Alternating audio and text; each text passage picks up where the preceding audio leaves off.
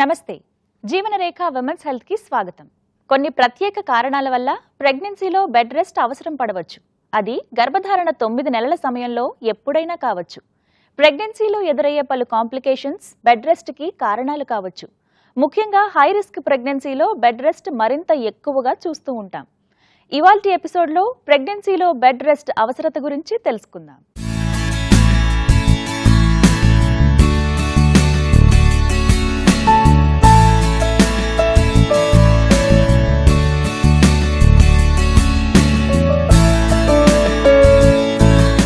ఒక్కోసారి ప్రత్యేక కారణాల వల్ల ప్రెగ్నెన్సీలో బెడ్ రెస్ట్ తీసుకోవాలని డాక్టర్ చెప్పగానే విశ్రాంతిగా పడుకోవచ్చనే దృశ్యం కళ్ల ముందు కనిపిస్తుంటే హాయిగా అనిపిస్తుంది. కదిలే పని లేకుండా పడుకుని టీవీ చూడొచ్చు, లేదంటే బుక్స్, మ్యూజిక్ ఇలా రిలాక్స్ కావచ్చనే ఆలోచన బాగానే ఉంటుంది. కానీ కొన్ని రోజుల పాటు పూర్తిగా బెడ్ రెస్ట్ తీసుకోవాల్సి వస్తే దాని వెనుక ఉండే ఇబ్బందులు కూడా ఎక్కువే. ప్రెగ్నెన్సీలో బెడ్ రెస్ట్ అసలు ఎప్పుడు అవసరం పడుతుంది?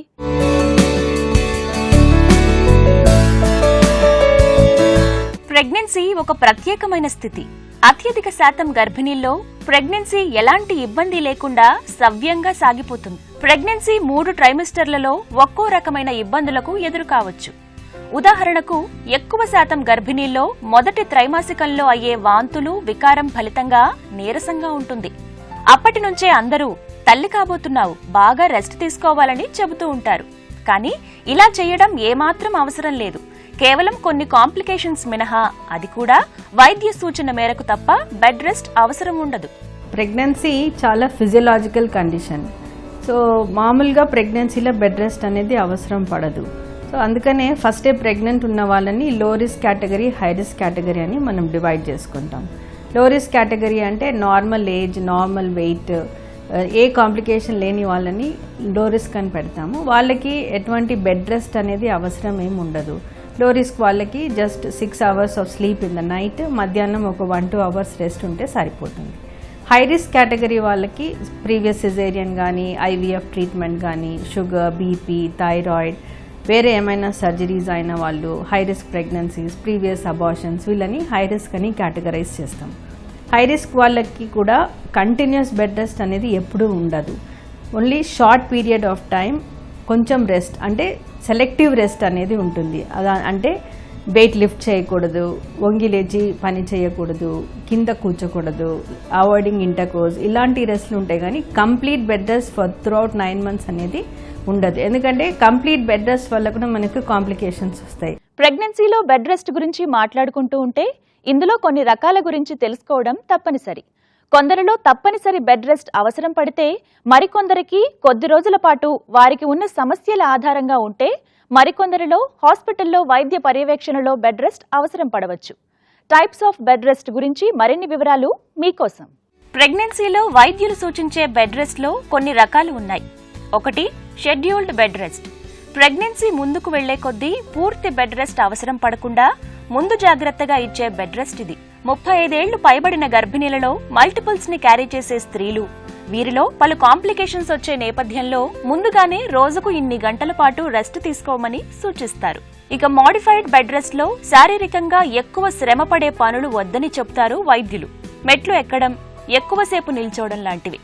ఇక 3వ రకం స్ట్రిక్ట్ బెడ్ రెస్ట్ లేదా కంప్లీట్ బెడ్ రెస్ట్, కేవలం బాత్రూమ్ కి వెళ్లడం మినహాయించి. 4వ రకం hospitalised bed rest. Strict bed rest అవసరం పడే కారణాలలో ముఖ్యమైనది సర్వైకల్ ఇన్కాంపిటెన్స్. గర్భాశయం, యోనికి మధ్య ఉండే కనెక్షన్ సర్విక్స్. ఇది ఒక బాటిల్ కి ఎలా అయితే బిరడా ఉంటుందో అలా గర్భాశయాన్ని ప్రెగ్నెన్సీ పొడవునా గట్టిగా మూసి ఉంచుతుంది. కానీ ఒక్కోసారి ఇది వదులుగా ఉండడం వల్ల గర్భం పోయే అవకాశం ఉంది. ఇటువంటి కేసుల్లో కొందరిలో బెడ్ రెస్ట్ అవసరం పడవచ్చు. ప్రెగ్నెన్సీలో మనకి బెడ్ రెస్ట్ ఇవ్వటం అనేది చాలా తక్కువ కేసెస్లో మనము అడ్వైస్ చేస్తూ ఉంటాము. అది ఆ కేసెస్ ఏంటి అంటే స్పెషల్గా బర్త్ కెనాల్ అంటే సర్విక్స్ ఓపెన్ అయిపోయి ఉన్న వాళ్ళకి అది కంప్లీట్ బెడ్ రెస్ట్ అడ్వైస్ చేయడం జరుగుతూ ఉంటుంది. Specially bed rest, complete bed rest అనేది ఓన్లీ సర్వైకల్ ఇన్కాంపిటెన్స్ అంటే సర్విక్స్ ఓపెన్ అయిపోయి తొందరగా డెలివరీ అయ్యే అవకాశం ఉన్న వాళ్ళకే మనం బెడ్ రెస్ట్ అడ్వైస్ చేస్తాం. కొన్ని కేసెస్లో మనం సర్క్యులర్ స్టిచ్ వేస్తూ ఉంటాము, అంటే బర్త్ కెనాల్కి అది ప్రిమెచ్యూర్ డెలివరీ అవ్వకుండా బర్త్ కెనాల్కి మనం స్టిచ్ వేస్తూ ఉంటాము. ఇలాంటి కేసెస్లో కూడా కంప్లీట్ బెడ్ రెస్ట్ అవసరం లేదు. బట్ స్టిచ్ వేసేటప్పుడు మీ ఆబ్స్టెట్రిషియన్ చెప్పగలుగుతుంది ఎంత టైప్ ఆఫ్ బెడ్ రెస్ట్ అనేది. యూజువల్లీ రెస్ట్రిక్టెడ్ ఫిజికల్ యాక్టివిటీ అంటాం, అంటే ఎక్కువ ఎక్సర్సైజ్ చేయకుండా మామూలుగా ఇంట్లో పని చేసుకునే అంతవరకే అది రెస్ట్రిక్టెడ్ ఫిజికల్ యాక్టివిటీ అని చెప్తాము. బట్ కంప్లీట్ బెడ్ రెస్ట్ అనేది ఓన్లీ సర్విక్స్ ఓపెన్ అయిపోయి వాళ్ళకి స్టిచ్ వేయాల్సి వచ్చింది ఆర్ కంప్లీట్గా స్టిచ్ వేయలేని పరిస్థితుల్లో ఓపెన్ అయ్యి అది సర్విక్స్ ఉన్నప్పుడు మనం బెడ్ రెస్ట్ అడ్వైస్ చేయడం జరుగుతూ ఉంటుంది. అప్పటికే 2 అంతకంటే ఎక్కువ సార్లు గర్భస్రావం అయి ఉండి మరలా వైద్య కారణాల వల్ల అలానే అయ్యే అవకాశాలు ఉన్న గర్భిణీల్లో లేత నెలల్లో కంప్లీట్ బెడ్ రెస్ట్ అవసరం పడవచ్చు. మొదటి 3 నెలల్లో మాయ గర్భసంచికి క్రింది భాగంలో ఉన్నా కూడా నెమ్మదిగా 2వ త్రైమాసికానికి మాయ పొజిషన్లో మార్పు వస్తుంది. అలా రాకుండా మాయ గర్భసంచి క్రింద భాగంలో ఉండే కండిషన్ని ప్లాసెంటా ప్రీవియా అంటారు. ఇటువంటి కాంప్లికేషన్ ఉంటే బ్లీడింగ్ అవటమే కాకుండా గర్భస్రావం అయ్యే అవకాశాలు ఉన్నాయి. కాబట్టి వీరిలో కూడా కంప్లీట్ బెడ్ రెస్ట్ తప్పనిసరి కావచ్చు. గర్భసంచి నిర్మాణ లోపాలు కూడా ఒక్కోసారి బెడ్ రెస్ట్ కి కారణం కావచ్చు. సెలెక్టివ్ బెడ్ రెస్ట్ అనేది కొందరికి అవసరం పడుతుంది. లైక్ ఫస్ట్ ట్రైమస్టర్లో అంటే 0 to 13 weeks ఆఫ్ ప్రెగ్నెన్సీలో సపోజింగ్ బ్లీడింగ్ ఉంది ఆర్ అబార్షన్ ఛాన్స్ ఉంది, conceived after treatment or foetal reduction అయిన వాళ్ళకి, ఇలాంటి వాళ్ళకి ఫస్ట్ 3 monthsలో maybe for a short period of time rest అనేది ఉంటుంది. 3rd ట్రైమస్టర్లో మామూలుగా బ్లీడింగ్ ఛాన్సెస్ ఉండొచ్చు, లైక్ యాక్సిడెంటల్ హెమరేజ్ కానీ ప్లాసెంటా ప్రీవియా, అంటే మాయ అనేది గర్భసంచి లోవర్ భాగంలో ఉంటే అది ప్లాసెంటా ప్రీవియా అంటారు. సో బ్లీడింగ్ ఉన్న ప్లాసెంటా ప్రీవియా వాళ్ళకి రెస్ట్ అవసరం పడుతుంది. They might even need hospitalisation అన్నమాట. ప్రీ ఎక్లాంప్సియా అంటే గర్భధారణ సమయంలో వచ్చే అధిక రక్తపోటు. అది నెమ్మదిగా నియంత్రణ కోల్పోతే ఎక్లాంప్సియా అంటే ఫిట్స్ లోకి దారితీస్తుంది.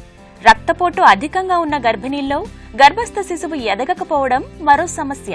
దీనినే IUGR అంటారు, అంటే గ్రోత్ లేకపోవడం. ఇటువంటి కాంప్లికేషన్ ఉన్న గర్భిణీలకి బెడ్ రెస్ట్ తప్పనిసరి కావచ్చు. వీరికి పూర్తి విశ్రాంతినివ్వడం వల్ల గర్భిణీ రక్త సరఫరాపై అధిక ఒత్తిడి పడకుండా ఉంటుంది. అలాగే శిశువు కూడా ఆరోగ్యంగా ఎదిగే అవకాశం ఇచ్చినట్టవుతుంది. హాస్పిటలైజేషన్ అండ్ బెడ్ రెస్ట్ ఇది కొన్ని కండిషన్స్లో చాలా ఇంపార్టెంట్. ఫర్ ఎగ్జాంపుల్, పేషెంట్కి బీపీ ఉంది, BP only high rise in BP is okay, కానీ బీపీతోని యూరిన్లో ఆల్బ్యూమిన్ కానీ, కాళ్ళు వాపు కానీ, కళ్ళు చూపులు తేడా కానీ, ఇవన్నిటిని ప్రీ ఎక్లాంప్సియా అంటాం. ప్రీ ఎక్లాంప్సియా కండిషన్స్లో అడ్మిషన్ కంపల్సరీ అవసరం పడుతుంది. ఎందుకంటే ప్రీ ఎక్లాంప్సియాలో అడ్మిట్ చేసి కండిషన్స్ని కంట్రోల్ చేసుకుంటే ఎక్లాంప్సియా అదే ఫిట్స్ ఇన్ ప్రెగ్నెన్సీ దాన్ని అవాయిడ్ చేసుకోవచ్చు. సో ప్రీ ఎక్లాంప్సియా కండిషన్స్లో కంపల్సరీ హాస్పిటలైజేషన్ ఉండాలా, బెడ్ రెస్ట్ ఉండాలా, medications as advice by doctor follow అవ్వాలి. బెడ్ రెస్ట్ వల్ల శరీర బరువుపై తప్పనిసరిగా ప్రభావం పడుతుంది. అందుకే ఆహారం విషయంలో కూడా తప్పనిసరిగా కొన్ని జాగ్రత్తలు పాటించాల్సి ఉంటుంది. కదలిక లేకుండా ఉండడం వల్ల, క్యాలరీలు ఖర్చు కాకపోవడం వల్ల కొన్ని ఆరోగ్య సమస్యలతో పాటుగా బరువు త్వరగా పెరిగే అవకాశం ఉంది. బెడ్ రెస్ట్ పై ఉన్నవారు ఎలాంటి ఆహార జాగ్రత్తలు తీసుకోవాలి ఇప్పుడు తెలుసుకుందాం.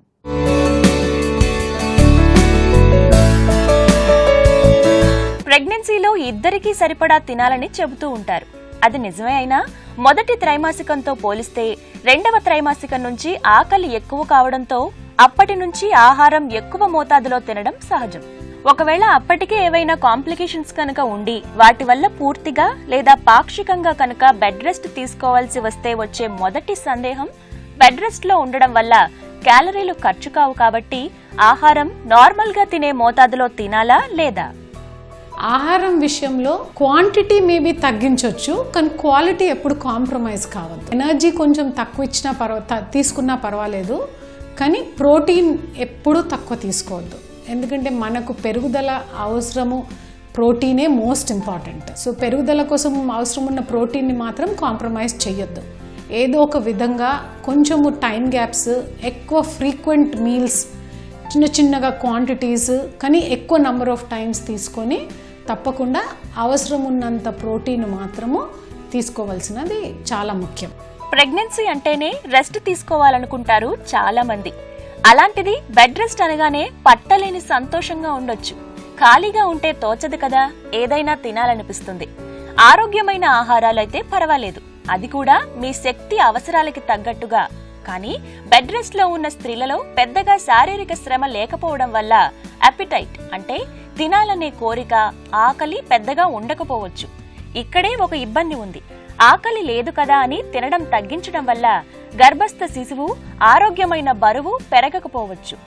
ఆహారం విషయంలో ప్రత్యేక శ్రద్ధ తీసుకోవాలి. ఇలాంటప్పుడే లైట్ గా ఉండేవి తరచుగా తినడం మంచిది. డైజెస్ట్ చేసే కెపాసిటీ కొంచెం ఏమైనా తగ్గుతుండొచ్చు, కొంచెం డిస్కంఫర్ట్ లేకుంటే కొంచెము స్టమక్లో ఫుల్నెస్ ఫీల్ అవ్వడం అనేది ఏమైనా ఉంటుండొచ్చు. సో ఇలాంటి వాళ్ళకి ఏం చేయాలంటే ఆయిల్ రెస్ట్రిక్షన్ ఉండాలి, మసాలా రెస్ట్రిక్షన్స్ ఉండాలి. ఎందుకంటే వాళ్ళు కదలిక తక్కువ, అరగడం అనేది కొంచెం నెమ్మదిగా నడుస్తుంది కాబట్టి తక్కువ స్పైసీ ఫుడ్ తీసుకోవాల్సి ఉంటుంది, క్వాంటిటీస్ తగ్గించవలసి ఉంటుంది. ప్రోటీన్ ఏదో ఒక రకంగా తీసుకోవాలి. చాలా వరకు ఆహారం నుంచి తీసుకోవాలనేదే మేము అడ్వైస్ చేస్తాము. కానీ కొన్ని సిచ్యువేషన్స్లో వాళ్ళు తీసుకోలేకపోతున్నారు అని అన్నప్పుడు మేము ఒక సప్లిమెంట్ అనేది ఇంట్రడ్యూస్ చేస్తాం. కొన్నిసార్లు కొంచెం పులుపుగా ఉండే వస్తువులు తీసుకుంటే కూడా యాపటైట్ వచ్చే అవకాశం ఉంది.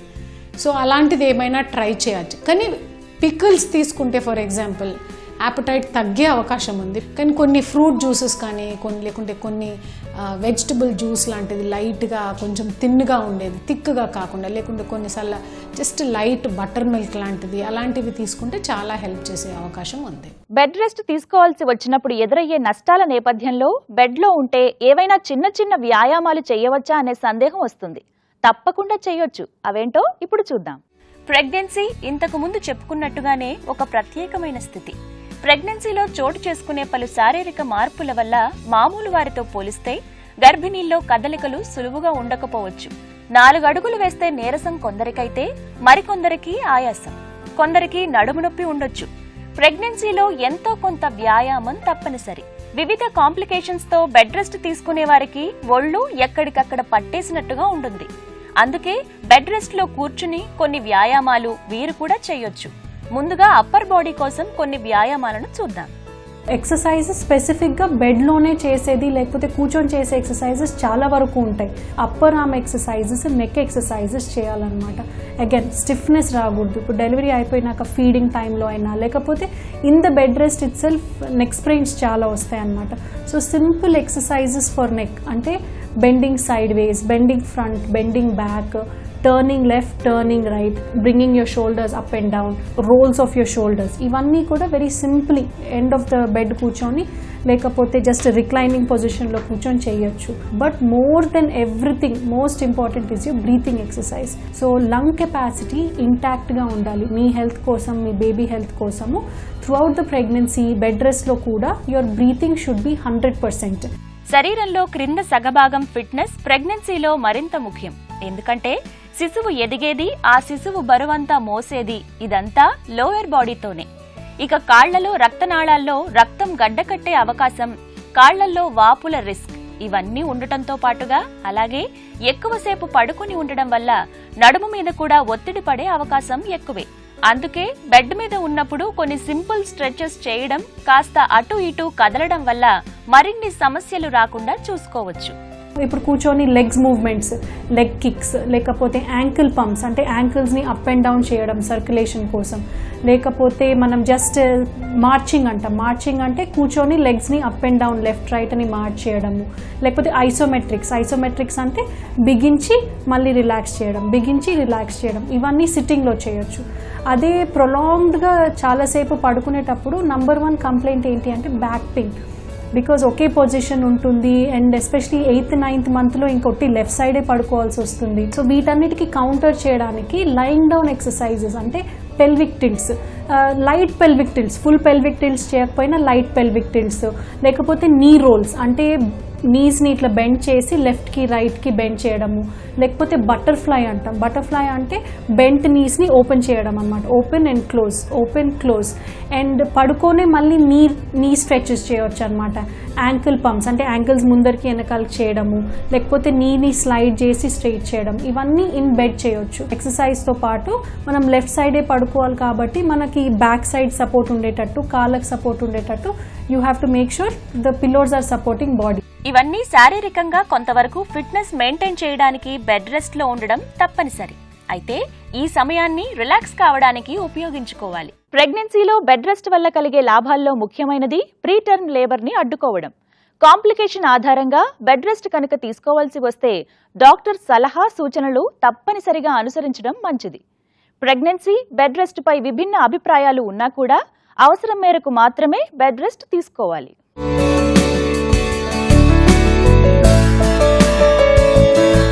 దీర్ఘకాల వ్యాధులు ఉన్న స్త్రీలు కనుక గర్భం తాలిస్తే, ఉదాహరణకు గుండె జబ్బులు, ఇలాంటి వారికి గర్భధారణ సమయంలో అదనపు కాంప్లికేషన్స్ రాకుండా బెడ్ రెస్ట్ తప్పనిసరి కావచ్చు. కొందరిలో preterm premature rupture of membranes సమస్య ఎదురు కావచ్చు. అంటే నెలలు నిండకుండానే ఉమ్మనీరు సంచి పగిలి నీరు లీక్ అయిపోతూ ఉండడం. ఈ కండిషన్లన్నింటిలో నెలలు నిండక ముందు శిశువు పుట్టే అవకాశాలు ఉన్నందున ఆ పైన ప్రీమెచ్యూరిటీ వల్ల శిశువుకు మరిన్ని కాంప్లికేషన్స్ ఎదురు కావాల్సి వస్తుంది. కాబట్టి బెడ్ రెస్ట్ తప్పనిసరి కావచ్చు. So premature rupture of membranes అయినప్పుడు ఉమ్మనీరు కారుతూ ఉంటే ఉమ్మనీరు క్వాంటిటీ తగ్గిపోతే డెలివరీ చేయాల్సిన అవసరం కూడా పడుతుంది. ఇలాంటప్పుడు we wait for time, bargain for time. అంటే బేబీ లంగ్ మెచ్యూరిటీ కోసం బెట్నసాల్ అనే ఇంజెక్షన్ ఇస్తాం అనమాట. ఆ injection 2 doses at 24 hours interval and at least 24 hours after the injection wait చేస్తే ఊపిరితిత్తి అనేది కొంచెం మెచ్యూర్ అవుతుంది, బేబీకి కంఫర్టబుల్ ఉంటుంది. సో ఇలాంటి కండిషన్స్లో కంప్లీట్ బెడ్ రెస్ట్ ఇవ్వడం వల్ల ఉమ్మనీరు కారడం అనేది తగ్గించుకోవచ్చు. అది కూడా కాళ్ళ వైపు బెడ్ ఎత్తిపెట్టి ఉమ్మనీరు లీక్ కాకుండా చూసుకుంటారు. ఇంకా మెడికల్ కండిషన్స్, హార్ట్ డిసీజ్ ఉన్న వాళ్ళకి, ఆస్తమా ఉన్న వాళ్ళకి, బ్రెత్లెస్నెస్, సివియర్ పాల్పిటేషన్స్ ఇలాంటి వాళ్ళకి కూడా కంప్లీట్ బెడ్ రెస్ట్ అవసరం పడుతుంది. So that burden on the heart and lungs మనం తగ్గించుకోవచ్చు. ప్రెగ్నెన్సీ ఒక ప్రత్యేకమైన స్థితి.